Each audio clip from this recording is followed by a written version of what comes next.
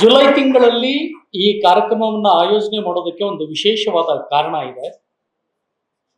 ಅಂಗಳದಲ್ಲಿ ತಿಂಗಳ ಪುಸ್ತಕ ಕಾರ್ಯಕ್ರಮ ಪುಸ್ತಕ ಪ್ರಾಧಿಕಾರ ಆಯೋಜನೆ ಮಾಡುವಾಗ ಪ್ರತಿ ತಿಂಗಳು ಆ ತಿಂಗಳಿನಲ್ಲಿ ಹುಟ್ಟಿದ ಒಬ್ಬ ಮಹತ್ವದ ಕವಿಯ ಒಂದು ಕೃತಿಯನ್ನ ಪರಿಚಯ ಮಾಡಿಕೊಡಬೇಕು ಅನ್ನೋದು ನಮ್ಮ ಪ್ರಾಧಿಕಾರದ ಅಧ್ಯಕ್ಷರ ಆಲೋಚನೆ.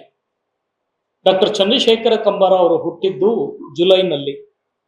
ಹಾಗಾಗಿ ಅವರ ಕೃತಿಯನ್ನು ಕುರಿತು ಮಾತಾಡಿದ್ರೆ ಉತ್ತಮ ಅನ್ನುವ ಒಂದು ಸಲಹೆಯನ್ನ ಶ್ರೀನಿವಾಸ ಮೂರ್ತಿ ಸರ್ ಅವರು ಕೊಟ್ಟರು. ಬಹಳ ಮುಖ್ಯವಾಗಿ ಈ ಕಾಲೇಜಿನ ಕಾರ್ಯದರ್ಶಿಗಳು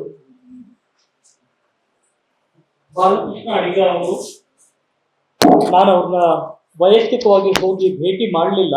ಆಹ್ವಾನ ಪತ್ರಿಕೆ ತಂದಿದ್ದು ಸಹ ತಾವು ಸಿಗ್ಲಿಲ್ಲ ಸರ್.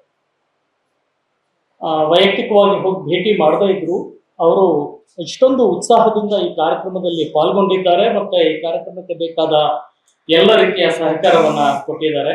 ಅವ್ರಿಗೂ ಕೂಡ ಪುಸ್ತಕ ಪ್ರಾಧಿಕಾರ ಪ್ರೀತಿಪೂರ್ವಕವಾಗಿ ನಮಿಸುತ್ತೆ. Thank you sir. ಜುಲೈ ತಿಂಗಳಲ್ಲಿ ಈ ಕಾರ್ಯಕ್ರಮವನ್ನು ಆಯೋಜನೆ ಮಾಡೋದಕ್ಕೆ ಒಂದು ವಿಶೇಷವಾದ ಕಾರಣ ಇದೆ. ಅಂಗಳದಲ್ಲಿ ತಿಂಗಳ ಪುಸ್ತಕ ಕಾರ್ಯಕ್ರಮ ಪುಸ್ತಕ ಪ್ರಾಧಿಕಾರ ಆಯೋಜನೆ ಮಾಡುವಾಗ ಪ್ರತಿ ತಿಂಗಳು ಆ ತಿಂಗಳಿನಲ್ಲಿ ಹುಟ್ಟಿದ ಒಬ್ಬ ಮಹತ್ವದ ಕವಿಯ ಒಂದು ಕೃತಿಯನ್ನ ಪರಿಚಯ ಮಾಡಿಕೊಡಬೇಕು ಅನ್ನೋದು ನಮ್ಮ ಪ್ರಾಧಿಕಾರದ ಅಧ್ಯಕ್ಷರ ಆಲೋಚನೆ. ಡಾಕ್ಟರ್ ಚಂದ್ರಶೇಖರ ಕಂಬಾರ ಅವರು ಹುಟ್ಟಿದ್ದು ಜುಲೈನಲ್ಲಿ. ಹಾಗಾಗಿ ಅವರ ಕೃತಿಯನ್ನ ಕುರಿತು ಮಾತಾಡಿದ್ರೆ ಉತ್ತಮ ಅನ್ನುವ ಒಂದು ಸಲಹೆಯನ್ನ ಶ್ರೀನಿವಾಸ ಮೂರ್ತಿ ಸರ್ ಅವರು ಕೊಟ್ಟರು. ಅದರ ಜೊತೆಯಲ್ಲಿ ಅವರೇ ಇನ್ನೊಂದು ಸಲಹೆಯನ್ನು ಕೊಟ್ಟರು. ಬೆತ್ತಕಡಿ ಬೋಳೇಶಂಕರ ಕೃತಿ PU ಮಕ್ಕಳಿಗೆ ಪಠ್ಯ ಆಗಿರೋದ್ರಿಂದ ಅದರ ಬಗ್ಗೆ ಮಾತಾಡಿದ್ರೆ ಹೆಚ್ಚು ಸೂಕ್ತ ಅಂತ. ಆಗ ನಾವು ಯಾರು ಈ ಕೃತಿಯ ಬಗ್ಗೆ ಮಾತಾಡಬಹುದು ಅಂತ ಆಲೋಚನೆ ಮಾಡಿದಾಗ ನನಗೆ ಒಂದು 2-3 ಮೂಲಗಳಿಂದ ಬಂದ ಹೆಸರೇ ಡಾಕ್ಟರ್ ವಿಜೇಂದ್ರ ಕುಮಾರ್ ಅವರು. ಅವರನ್ನು ನಾನು ಸಂಪರ್ಕ ಮಾಡಿ ಈ ರೀತಿ ಒಂದು ಕಾರ್ಯಕ್ರಮ ಮಾಡ್ತಾ ಇದ್ದೇವೆ, ತಾವು ಬಂದು ಮಾತಾಡಬೇಕು ಅಂತ ಕೇಳಿದಾಗ ಅತ್ಯಂತ ಪ್ರೀತಿಪೂರ್ವಕವಾಗಿ ಅವರದನ್ನು ಒಪ್ಪಿ ಇಲ್ಲಿ ಬಂದು ಇವತ್ತು ನಿಮ್ಮ ಮುಂದೆ ಆ ಕೃತಿಯನ್ನು ಕುರಿತು ಮಾತನಾಡಲಿದ್ದಾರೆ. ಅವ್ರಿಗೂ ಕೂಡ ಪುಸ್ತಕ ಪ್ರಾಧಿಕಾರ ಪ್ರೀತಿಪೂರ್ವಕವಾದ ಕೃತಜ್ಞತೆಗಳನ್ನ ಸಲ್ಲಿಸುತ್ತೆ. ಇನ್ನು ಪ್ರಾಧಿಕಾರದ ಬಗ್ಗೆ ಒಂದೆರಡು ಮಾತು ಬಹುತೇಕ ಶ್ರೀನಿವಾಸ ಮೂರ್ತಿ ಸರ್ ಅವರು ಹೇಳಿದ. ಪ್ರಾಧಿಕಾರ 700ಕ್ಕೂ ಹೆಚ್ಚು ಕನ್ನಡ ಸಾಹಿತ್ಯದ ಮಹತ್ವದ ಲೇಖಕರ ಕೃತಿಗಳನ್ನ ಪ್ರಕಟ ಮಾಡಿದೆ, ಅದನ್ನ ಮಾರಾಟ ಮಾಡ್ತಾ ಇದೆ. ರವೀಂದ್ರ ಕಲಾಕ್ಷೇತ್ರದ ಹಿಂಭಾಗದಲ್ಲಿ ಸಿರಿಗನ್ನಡ ಮಾರಾಟ ಮಳಿಗೆ ಅಂತ ಒಂದಿದೆ. ಅಲ್ಲಿ ನಮ್ಮ ಪ್ರಾಧಿಕಾರದ ಅಷ್ಟೂ ಪುಸ್ತಕಗಳು ಮಾರಾಟಕ್ಕೆ ಲಭ್ಯ ಇದೆ. ಅದರ ಜೊತೆಯಲ್ಲಿ ಆನ್ಲೈನ್ನಲ್ಲಿ ಕೂಡ ಮಾರಾಟದ ವ್ಯವಸ್ಥೆ ಇದೆ. ಎಲ್ಲ ಮಕ್ಕಳು ನಮ್ಮ ಪುಸ್ತಕ ಪ್ರಾಧಿಕಾರದ ವೆಬ್ಸೈಟಿಗೆ ಹೋಗಿ ಒಮ್ಮೆ ಕಣ್ಣಾಡಿಸಿ ನಿಮಗೆ ಉಪಯುಕ್ತ ಅಂತ ಅನಿಸಿದ ಪುಸ್ತಕಗಳನ್ನ ನೀವು ಆನ್ಲೈನ್ ಮೂಲಕ ನಿಮ್ಮ ಮನೆ ಬಾಗಿಲಿಗೆ ತರಿಸಿಕೊಳ್ಳುವ ಸೌಲಭ್ಯವನ್ನ ಪ್ರಾಧಿಕಾರ ಕಲ್ಪಿಸಿದೆ.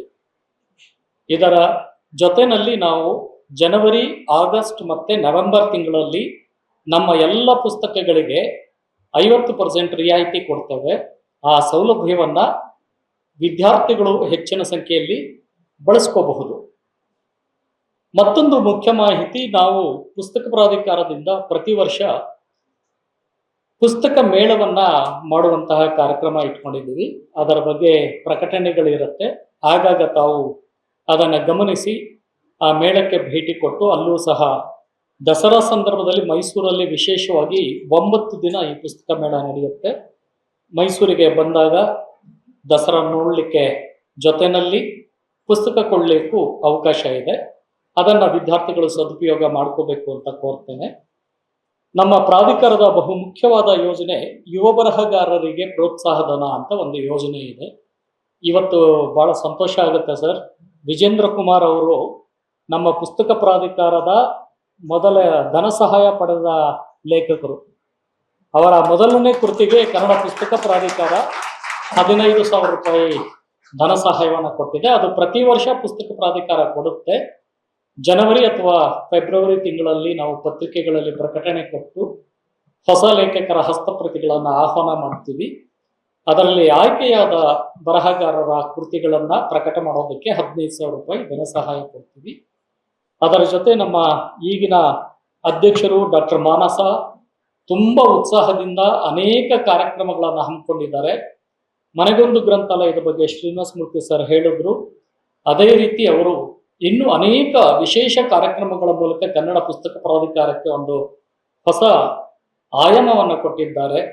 ಈ ಎಲ್ಲದರ ಬಗ್ಗೆ ತಾವು ಒಮ್ಮೆ ಪುಸ್ತಕ ಪ್ರಾಧಿಕಾರದ ವೆಬ್ಸೈಟಿಗೆ ಭೇಟಿ ಕೊಟ್ಟು ಪರಿಚಯ ಮಾಡ್ಕೊಳ್ಳಿ, ಕನ್ನಡ ಪುಸ್ತಕಗಳನ್ನು ಕೊಂಡು ಓದಿ ಅಂತ ಹೇಳ್ತಾ ನನ್ನ ಮಾತನ್ನು ಮುಗಿಸ್ತೇನೆ. ನಮಸ್ಕಾರ.